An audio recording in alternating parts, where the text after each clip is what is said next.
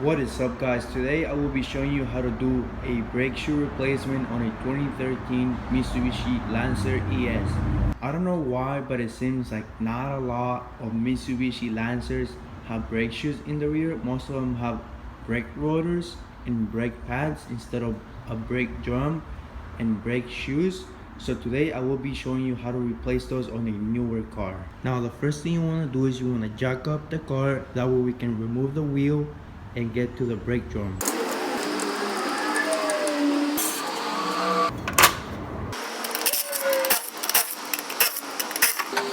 Now the next step, you want to remove the drum.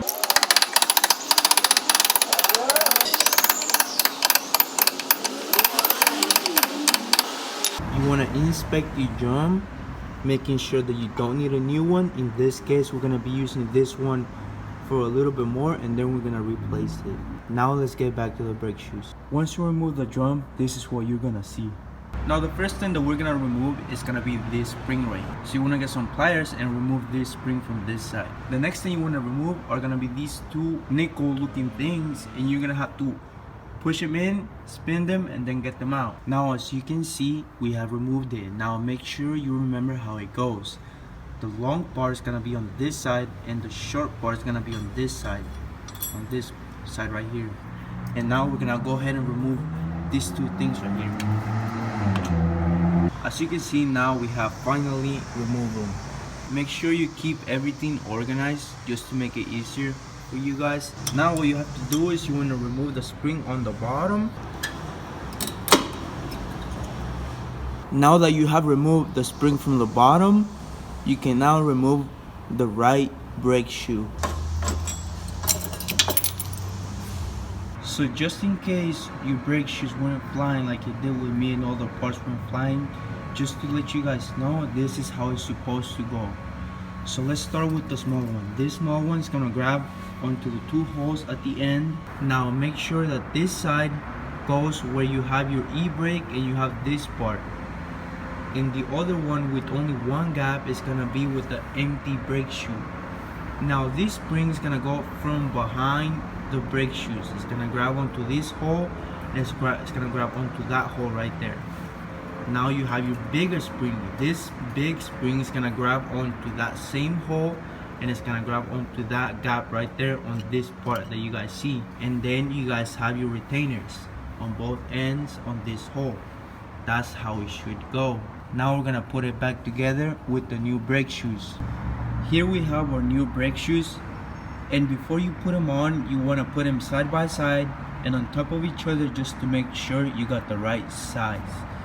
The one that it has this thing right here is gonna be on the left side, and the one that doesn't have anything, just the plain one, is gonna be on the right side. Now let's assemble everything together.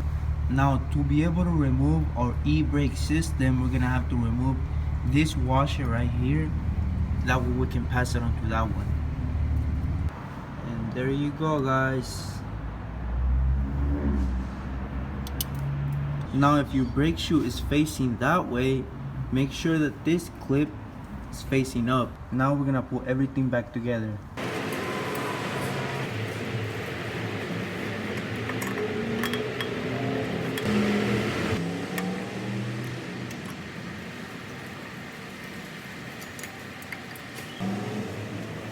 Got it. So just to make it easier for you guys, you want to start with that middle spring, getting from this hole all the way to that hole right there. Then you want to go with the short one, and make sure you put the brake pads behind this plate right here. This plate, what it does is basically holds them in place. Okay, so just to give you a better look, what I did first was I replaced that spring in the back. Then I installed the smallest one second. I installed this thing right here, was the third part that I installed. To make it easier for you, just screw it all the way in. That way it's a shorter length, making it easier for you to install it. The next thing is gonna be the long spring, and you're basically done. Now as you can see, we have installed the longest spring. Now the last thing to do is we have to install our retainers, and you're basically done. Install our drums and we're gonna start adjusting it with that little guy right there.